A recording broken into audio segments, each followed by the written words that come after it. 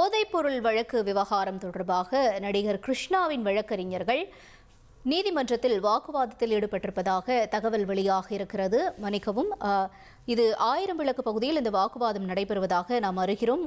கூடுதல் விவரங்களோடு இணைகிறார் எமது செய்தியாளர் சாலமன்.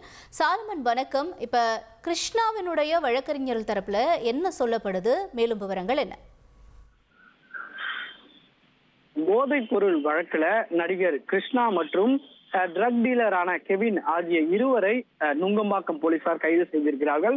பல மணி நேரமாக விசாரணை நடத்திய நிலையில நடிகர் கிருஷ்ணா மற்றும் ட்ரக் டீலரான கெவின் ஆகிய இருவரை நுங்கம்பாக்கம் போலீசார் கைது செய்திருக்கிறார்கள். குறிப்பாக நேற்று விசாரணைக்காக ஆஜரான நடிகர் கிருஷ்ணாவை 24 மணி நேரத்திற்கு மேலாக விசாரணை நடத்தி அதன் பின்னர் கைது செய்யப்பட்டுள்ள நிலையில தற்போது அவரது வழக்கறிஞர்கள் இன்ஃபான்ட் தினேஷ் உட்பட இருவர் காவல் நிலையத்துல காவலர்களிடையே ஒரு வாக்குவாதத்துல ஈடுபட்டு வருகின்றனர்.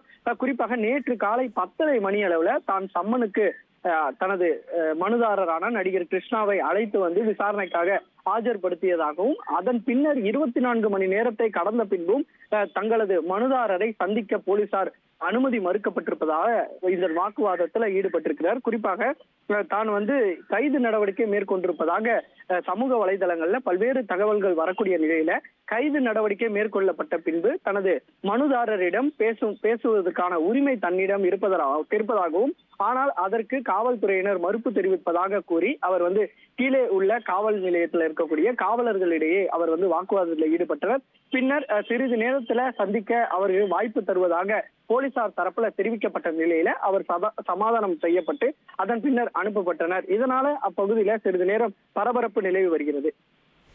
தகவல்களுக்கு நன்றி சாலமன். ட்ரெண்ட ஃப்ரெண்ட் ஆக்கிக்கோங்க. 2.5 கோடிக்கும் அதிகமான தந்தி டிவியின் சப்ஸ்கிரைபர்ஸ் அண்ட் ஃபாலோவர்ஸ் குடும்பத்துல நீங்களும் இணையுங்க.